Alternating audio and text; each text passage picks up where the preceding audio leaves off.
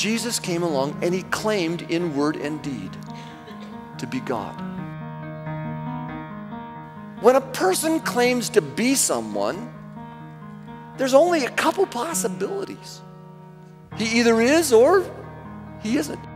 This is the big question. This is the question with eternal consequences. And you can write him off as out of his mind. You can think that he's in league with the devil. Or maybe you want to bow down and worship him as God. Early on in Jesus' ministry, his family thought that he'd tipped over. They thought that he'd gone crazy. Are you out of your mind? And the Jewish religious leaders at the same time thought that Jesus was in league with the devil. All these people were struggling to make sense of Jesus because there was nobody ever like him. What do you think? And as I said, it's the big question. And it's a question with eternal consequences and one that we better get right. What do you think about Jesus? And the answer that Christians have given for 2,000 years is number 3, Christians think that Jesus is God.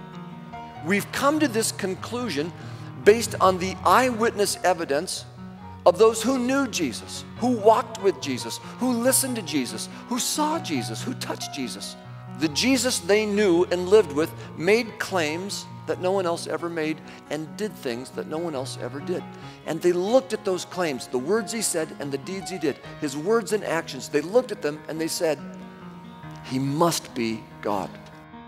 Jesus claimed that he was the way, the truth, and the life, that no one would ever come to the Father except through him. Jesus calmed a stormy sea with a single command. He fed 5,000 people with a sack lunch. He healed the sick. He drove out demons. He raised the dead. C.S. Lewis in Mere Christianity said it beautifully. Here's what he said: I'm trying here to prevent anyone from saying the really silly thing that people often say about Jesus. People say, I'm ready to accept Jesus as a great moral teacher, but I don't accept his claim to be God. And Lewis says, that's the one thing we must not say. A man who was merely a man and said the sort of things Jesus said would not be a great moral teacher. He'd either be a lunatic on a level with the man who says he's a poached egg, or he'd be the devil of hell. You must make your choice. Either this man was and is the Son of God, or else a madman or something worse. You can shut him up for a fool, you can spit at him, you can kill him as a demon, or you can fall at his feet and call him Lord and God.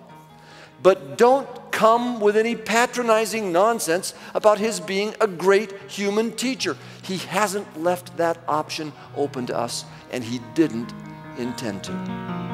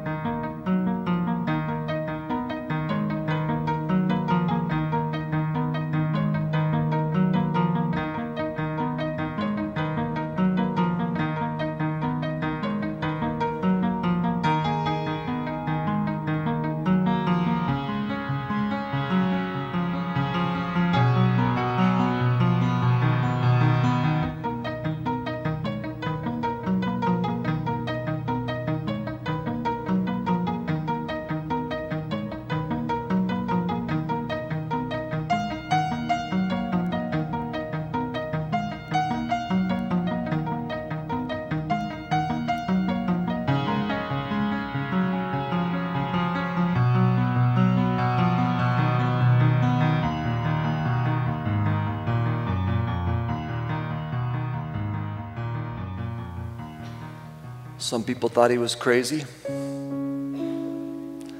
Some people thought he was the devil.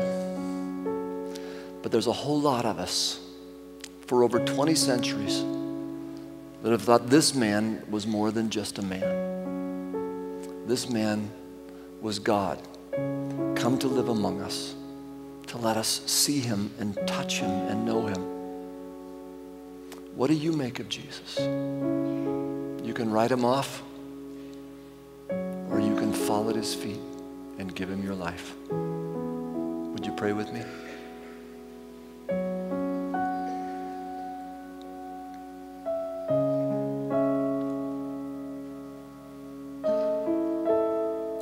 It really is the biggest question, the most important question we'll ever answer, Lord. And my prayer tonight is very simple. My prayer is that everybody here would get it right, that everybody here would be able to look at Jesus and say, like Thomas did, my Lord and my God, and bend the knee before him. Everybody. That's what I'd like.